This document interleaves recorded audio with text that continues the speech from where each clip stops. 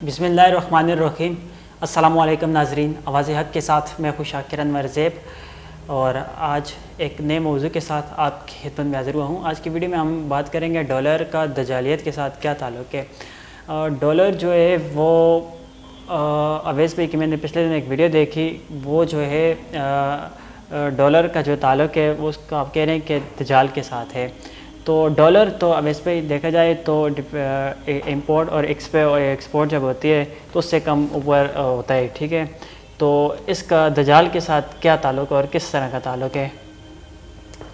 बिस्मिल्लाहिर्रहमानिर्रहीम। बहुत शुक्रिया शाकिर, मुश्किल सवाल पूछते हैं आप। तो जैसे आपकी वीडियो में देखिए तो मेरे जहन में सवाल आया कि मैं सवाल आपसे ये पूछ लूँ कि कैसे ये उसके साथ हुए। इतने मुश्किल सवाल करते हैं तो लेकिन चलें क्या करें, पेपर में पास भी तो होना है ना। देखें, ये जो है ना पेपर करेंसी, चाहे वो डॉलर हो चाहे कोई भी हो जी, ये एक धोखे की फॉर्म है, फ्रॉड की फॉर्म है। और दजल कहते ही धोखे को है, फ्रॉड को है। दजल कहते हैं कि किसी सोने किसी लोहे की चीज़ के ऊपर किसी फेक चीज़ को ना सोना बना के पेश कर देना, सोने का पानी चढ़ा देना और ये शो करना कि ये सोना है, ये होता है दजल जी। तो एग्जैक्टली यही चीज़ तो है ये डॉलर पेपर करेंसी। यानी उन्होंने क्या किया है कि आपसे आपकी वेल्थ ले ली है, आप अपना सोना, अपनी चांदी, अपनी जो रियल वेल्थ है वो हमारे पास बैंक में रखवा दें, हम आपको एक रसीद देंगे कि आपका इतना सोना हमारे पास पड़ा हुआ है जी। अब ये आपसे भी करा लिया, खिज़र से भी करा लिया, मुसाफिर से भी करा लिया, तौसीफ़ से भी करा लिया, हमज़ा से भी करा लिया, फ़लाँ से सबसे करा लिया। अब जब सब ने या ज़्यादातर लोगों ने कर लिया तो इन्होंने कहा कि यार सोना तो हमारा पड़ा हुआ है बैंक के पास, तो मेरे पास 1 तोले की रसीद है, आपके पास 4 तोले की रसीद है, इसके पास इतने माशे की रसीद है, इसके पास इसकी रसीद है, तो आपने मैंने लेन देन करना है, आप अपनी 1 तोले वाली मुझे दे दें रसीद, जी ठीक है, आप चीज़ ले जाएं 1 तोले की वर्थ की।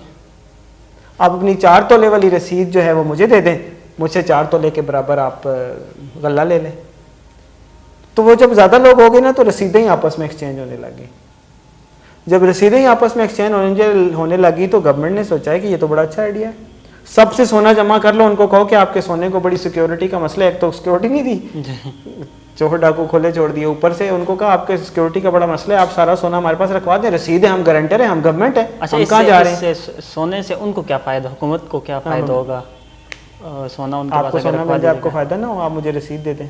नहीं, मतलब अगर रखा हुआ होता है ना तो रखा उनको क्या क्यों रखा होता है? वो इस्तेमाल करते हैं, बेचते हैं, खरीदते हैं, सब कुछ करते हैं। जब हर बंदा रसीदें बांट रहा है आपस में, किसी ने सोना जाके मांगना ही नहीं उनसे, तो फिर वो जो मर्जी करते रहे उसके साथ। अब लेट से सबका सोना उनके पास जमा है जी, तो अब रसीद उन्होंने दी थी आपको 1 तोले की, ठीक है जी। अब आप 1 और तोला जाके रखवाते हैं तो उन्होंने रसीद ही तो देनी है, कागज का टुकड़ा ही देना है। अब आप ये समझ रहे हैं आपके 2 तोले उनके पास पड़े हुए हैं, उन्होंने आपको 2 तोले की 2 रसीदें दी हुई हैं, पीछे से वो सोना एक भी ना पड़ा हो, वो जो मर्जी करें खरीदे बेच। इसी को तो अफराते ज़र कहते हैं, एक्सेस इन्फ्लेशन यही तो होती है कि जब वैल्यू उतनी ना हो, करेंसी ज़्यादा हो, जो रसीदें हैं वो ज़्यादा हों और वैल्यू इतनी ना हो, इकोनॉमी उतनी स्टैंडिंग ना हो, यही होता है अफराते ज़र, एक्सेसिव करेंसी या इन्फ्लेशन जिसको कहते हैं। तो अब इन्फ्लेशन को आप समझ रहे होते हैं कि जी डॉलर महंगा हो गया, इन्फ्लेशन ही तो करप्शन है। अच्छा, अफराते ज़र ही तो करप्शन है। यानी आपने रखवाया 1 तोला सोना था, उन्होंने नोट जारी कर दिए 2 तोले सोने के, आपको पीछे से सोना 1 तोला सोना खा पी गए, स्विस बैंकों में पहुंच गया। तो इसका क्या मतलब हुआ कि वो इन्फ्लेशन तो करप्शन है। जब भी इन्फ्लेशन होती है इसका मतलब करप्शन हुई है, आपका पैसा वहां नहीं है जहां होना चाहिए था। आपको तनख्वाह 30,000, 40,000, 50,000 दी जा रही है, साथ ही इन्फ्लेशन करके पेट्रोल महंगा कर दिया, डॉलर का रेट बढ़ा दिया, जो भी कर दिया, तो आपको लगेगा मुझे 50,000 दिए और भाई रसीद 50,000 के दिए, पीछे से 30,000 मिल रहा है आपको। अब आप जाएं 50,000 रुपया लेकर जाएं, आपको नहीं 50,000 की चीज मिलेगी, 30,000 की चीज मिलेगी। ये फायदा होता है ना। तो ये अब आप समझते मुझे हैं ये कि ये बताएं, दजालियत ऐसी वाला वो है। दज्जालियत है, दज्जाल यही तो होगा। जी। वो कहेगा नौजुबिल्ला मैं खुदा हूं और शोबदेबाजी दिखाएगा, लोग समझेंगे वाकई खुदा है। और अब इसको आप इंटरनेशनल लेवल पे चले जाएं, इंटरनेशनल मॉनेटरी फंड और वर्ल्ड बैंक और फेडरल रिजर्व बैंक्स वो नॉब को घुमाते हैं, जब मर्जी सोना आपका चोरी कर लेते हैं, आपकी वेल्थ चोरी कर लेते हैं, और आपको लगता है कि डॉलर महंगा हो गया। अब आपको कर्जा लेना पड़ता है, हालांकि आपकी सारी वेल्थ इसी मुल्क के अंदर होती है, फिर भी होनी चाहिए थी, वो उधर पहुंची होती है। तो यही तो है कि अब यानी गरीब मुल्क जो है, या जिनके ऊपर वो अपनी कॉलोनीज छोड़ कर गए हैं, वो इनकी वेल्थ जब चाहते हैं नॉप करके वो किसी को गिरा देते हैं इकोनॉमी को।